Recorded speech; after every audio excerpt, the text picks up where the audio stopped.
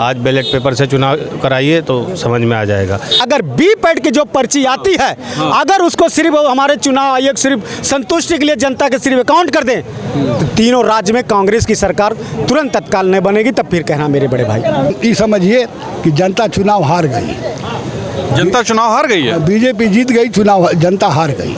नमस्कार, तरुण मित्र में स्वागत है आपका। आज का मुद्दा बहुत महत्वपूर्ण है, आप भी जान रहे हैं क्या होगा मुद्दा।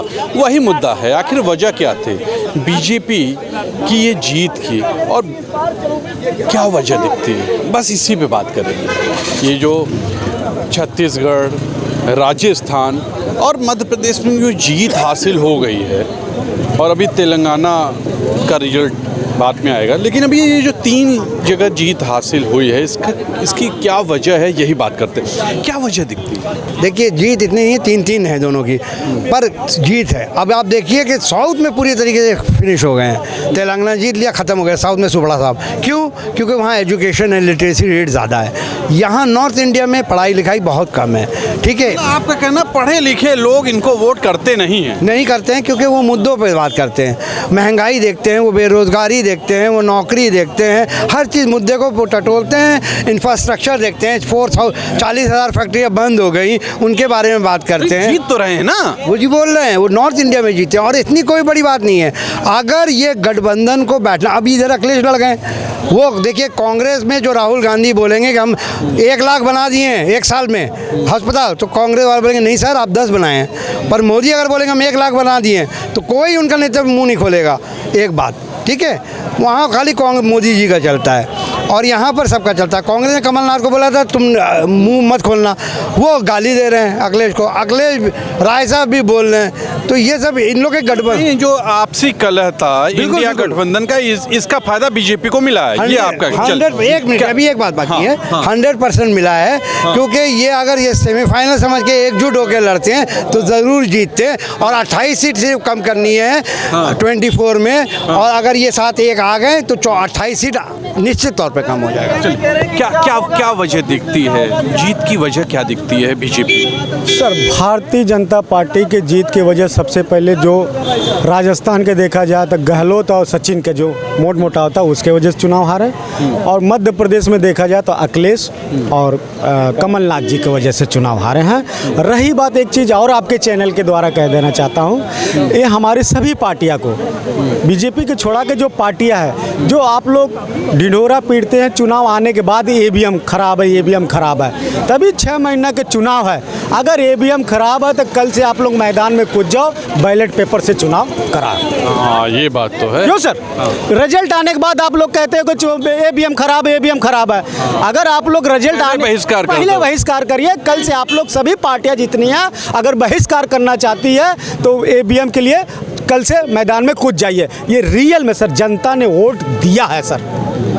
आज भी ग्रामीण एरिया कहीं भी जनता पे जाइए तो सच्चाई है, नहीं तो कभी भी वीपैट वाला जो पर्ची आती है गिना के देख लीजिए, 100% तीनों राज्य में कांग्रेस वहाँ चुनाव जीतेगी गारंटी के साथ सर, अगर वीपैट अकाउंट हो गया तो सर। मतलब आपका कहना है कि जनता ने वोट दिया है सर, वोट दिया बीजेपी को दिया है ना? नहीं, कांग्रेस के सर। अच्छा, कांग्रेस को वोट दिए। अगर वीपैट की जो पर्ची आती है, अगर उसको सिर्फ हमारे चुनाव आयोग सिर्फ संतुष्टि के लिए जनता के सिर्फ अकाउंट कर दें तो तीनों राज्य में कांग्रेस की सरकार तुरंत तत्काल नहीं बनेगी। तब फिर कहना मेरे बड़े भाई, कहीं ना कहीं आरोप है ईवीएम पर। और अपने 100% अभी सुबह का रिजल्ट लीजिए, जो पर्ची वाला मैटर था, जो बॉक्स में अधिकारी वगैरह वगैरह जो खोलते हैं, हम लोग 8:30 बजे तक लीड कर रहे थे कि नहीं कर रहे थे। जैसे मशीन का मैटर आता है तुरंत यहाँ गड़बड़ी आ जाती है। सोचने वाली बात। बैलेट पेपर में तो आगे थे कांग्रेस वाले। बिल्कुल बिल्कुल, जितने बात तो सही कर रहे हैं। जितने बैलेट पेपर का था वहाँ पे हम लोग तीनों राज्य में, चारों राज्य में आगे चल रहे थे।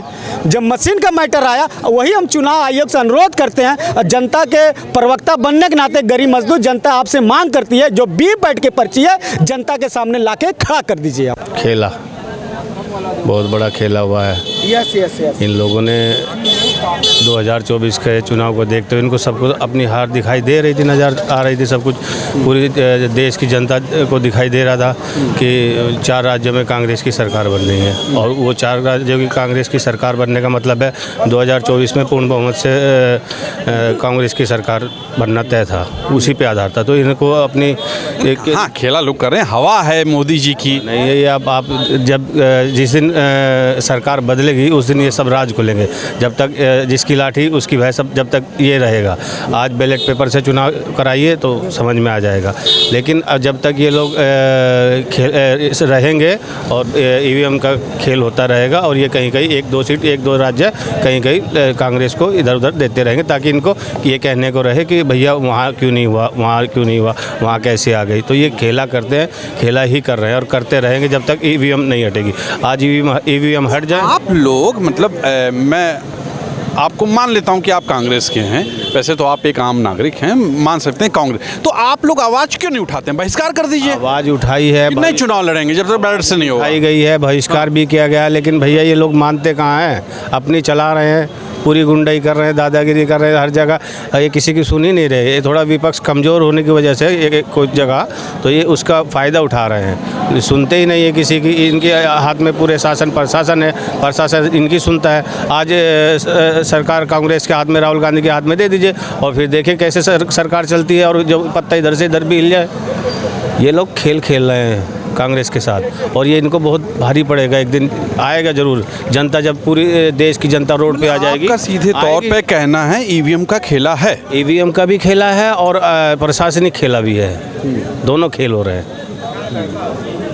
देख लीजिए, ये बहुत बड़ा आरोप है। मैं नहीं लगा रहा हूँ, मैं बहुत डरता हूँ भाई, मैं नहीं लगा रहा हूँ, लोगों ने कहा है, इनसे बात करते हैं। क्या बोलेंगे, ये जीत जो बीजेपी को मिली, क्या वजह है? आज आप देखिए, मोदी जी सीधे तौर पे कहते हैं कि 1 नेशन 1 इलेक्शन होना चाहिए, लेकिन 1 नेशन 1 सिलेंडर का दाम नहीं होना चाहिए। 1 नेशन, ये बात सही है। ये आप समझिए कि वो आज 1 नेशन हो, लेकिन चुनाव हर चीज की कीमतें अलग हों। कहीं कुछ बांटने का काम करेंगे, कहीं कोई योजना चलाने का काम करेंगे, दूसरी जगह उसके लिए दूसरी योजना चलाने का। आप बताइए कि उत्तर प्रदेश में सरकार है, उत्तर प्रदेश में आज 450 का सिलेंडर देने का काम भारतीय जनता पार्टी क्यों करेंगे भाई, क्यों करेंगे? यहाँ पे तो मोदी मय है ना, योगी मय है। तो अब ये आप समझिए कि इसी तरीके से इनका ये सिर्फ चुनाव में भावनाओं के सहारे वोट लेने का काम करते हैं। अभी आप देख लीजिए, चुनावी भाषण माननीय मोदी जी ने कहा था कि मेरी सरकार बनाओ, मैं 450 रुपये में गैस सिलेंडर देने का काम करूंगा। अब आप सोचिए कि एक देश का प्रधानमंत्री इस तरह से उनका एक भाषण है कि मेरी सरकार बनाओ, मैं 450 में गैस सिलेंडर दूंगा। अब आप उत्तर प्रदेश में सरकार है और वहाँ 450 में, तो फिर कैसे मान लिया जाए कि 24 में उनकी सरकार बनेगी? ऐसा कुछ नहीं है। ये जो है जनता, जैसे अब यहाँ अभी आप आंकड़ा एक तरह से लेंगे, अभी यहाँ से आप जाएंगे दूसरे जनपदों में जाएंगे, लखनऊ को छोड़ने के बाद आप दूसरे जनपद में जाएंगे, तो मुझे लग रहा है कि जनता को कोई पता ही नहीं होगा कि इसकी सरकार वहाँ बनी, कौन कौन प्रदेश में किसकी सरकार बनी। फाइनल आते हैं। और मेन वजह क्या दिखती है जीतने की? देखिए, मेन एक और वजह है। जैसे एक वजह तो मैंने आपको बता दिया कि 450 रुपये गैस सिलेंडर इन्होंने वादा कर दिया। दूसरा वजह ये है कि भाई आज अभी आप देख लीजिए, यहाँ जितनी भी गाड़ियाँ खड़ी हैं, एक को गाड़ी पे कांग्रेस का झंडा आपको दिखाई दे रहा है। नहीं, जब सत्ता पक्ष होता है तो सत्ता का ही झंडा चलता है, ये तो है। ये है ना, न सपा न बसपा है न भाजपा, किसी का नहीं, सिर्फ भाजपा। तो ऐसे भी कई % वोट बढ़ जाते हैं। कई % वोट तो ऐसे भी, जैसे व्यापारी हुआ, ठेकेदार हुआ, मड़वारी, जितने भी हैं, ये सब बिजनेसमैन सब लगा करके झंडा बीजेपी का चलने लगते हैं। तो एक ये भी 10% वोट बढ़ाने का एक वजह है। तो जहाँ तक इस पे सबसे बड़ी वजह है कि कांग्रेस हो या समाजवादी हो या बहुजन समाज पार्टी, इन दलों को जमीनी स्तर पे काम करना चाहिए। बीजेपी के चुनाव जीतने का जनता का निर्णय है और जनता का निर्णय सर्वमान्य है, सबको मानना है। वजह अब जनता बताएगी, लेकिन ये समझिए कि जनता चुनाव हार गई। जनता चुनाव हार गई है? बीजेपी जीत गई, चुनाव जनता हार गई।